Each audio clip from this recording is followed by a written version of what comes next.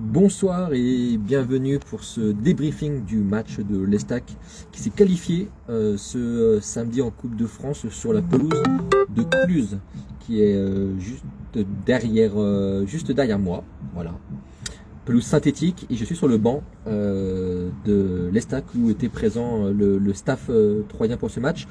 Donc pour synthétiser cette qualification, score de 1-0, ouverture du score troyen en première mi-temps par, alors on pense que c'est Papy Nouba qui a ouvert le score pour l'Estac, mais a priori c'était plutôt un contre-sancan d'un défenseur de Cluse. En tout cas l'Estac qui a ouvert logiquement le score en première mi-temps, une mi-temps outrageusement dominée et maîtrisée par les Troyens. On pensait alors que ça n'allait être qu'une formalité, cette qualification face à un club de Régional 1, pour rappel, Cluse. Et en fait, ça a été tout sauf facile en seconde période, puisque l'Estac a été dominé, on peut le dire, en seconde période, et dans le jeu et au nombre d'occasions.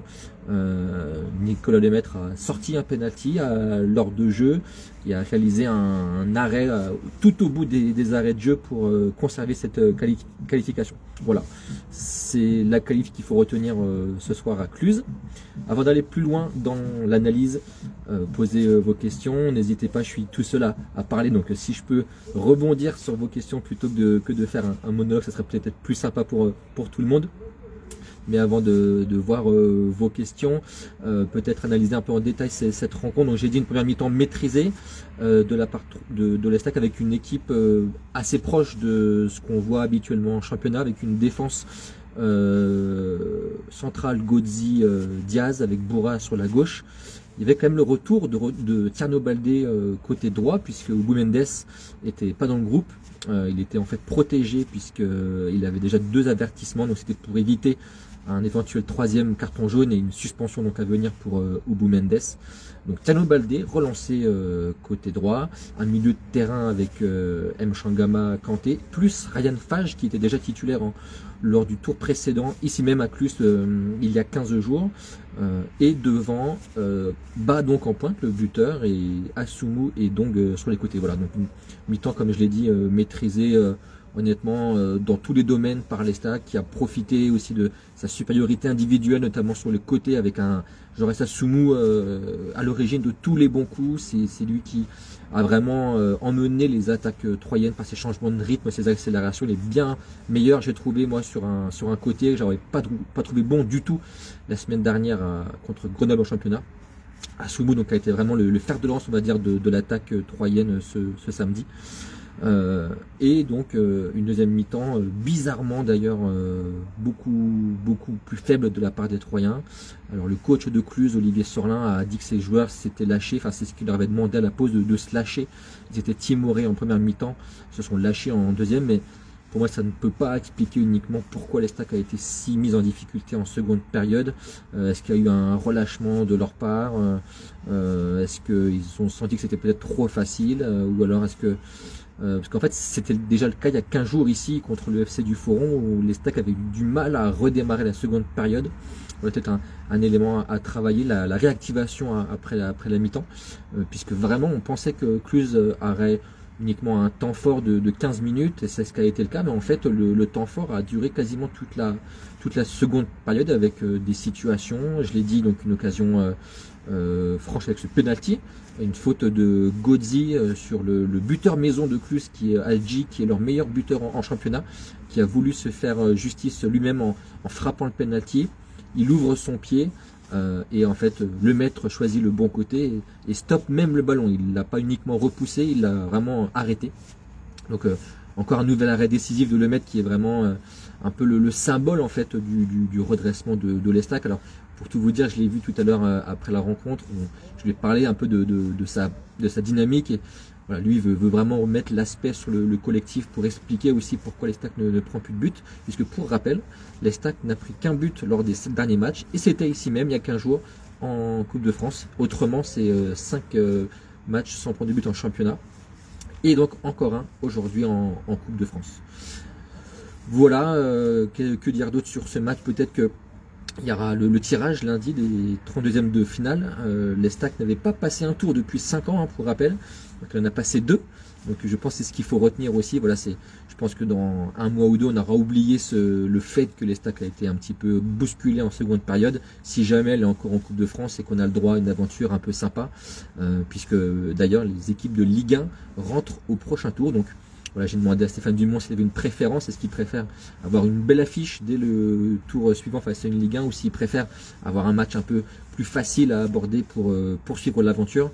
Évidemment, il a répondu qu'il n'avait pas de préférence et que surtout, aucun match n'était facile. Et pour le coup, c'est pas la langue de bois puisque on a eu la preuve aujourd'hui face à une régionale 1 que effectivement même même avec cet écart de division, ça n'a pas été simple du tout pour l'Estac.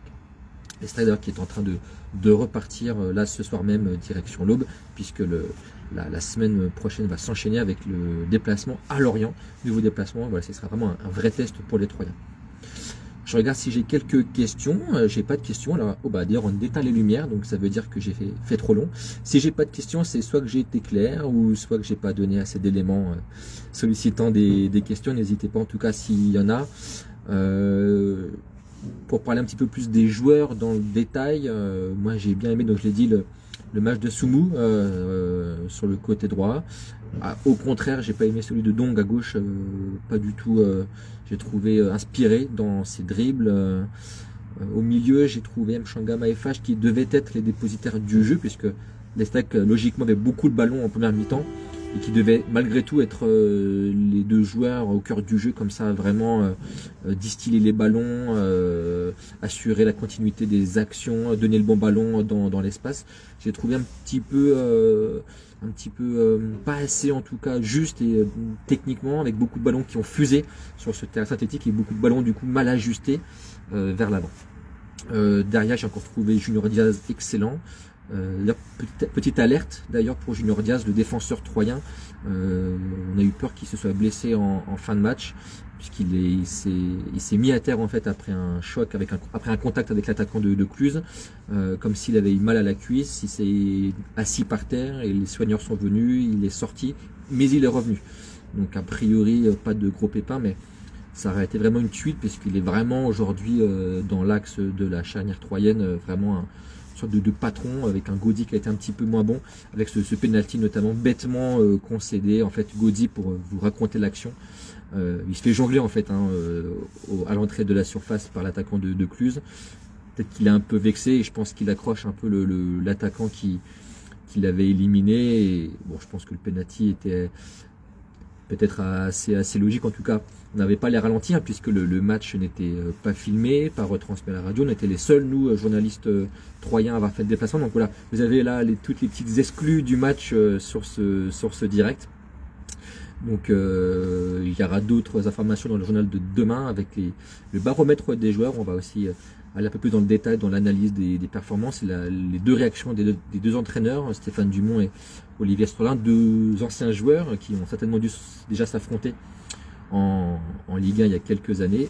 En tout cas, l'avantage ce samedi a été pour l'entraîneur troyen, qui est donc qualifié pour le prochain tour, 32e de finale de Coupe de France, tirage au sort lundi, entrée en lice des clubs de Ligue 1. N'hésitez pas à dire en commentaire qu'est-ce que vous préférez comme tirage. Est-ce que vous préférez que l'Estac affronte un Marseille, un Lyon, un PSG avec une belle affiche au stade de l'Aube, ou si vous préférez un match plus abordable pour que l'Estac continue l'aventure et pourquoi pas réaliser un parcours avec des émotions en 2025. J'en finis là-dessus avec ce débrief. Je vous laisse tranquille pour cette soirée. Je vais aller finir d'écrire mes articles et à la prochaine.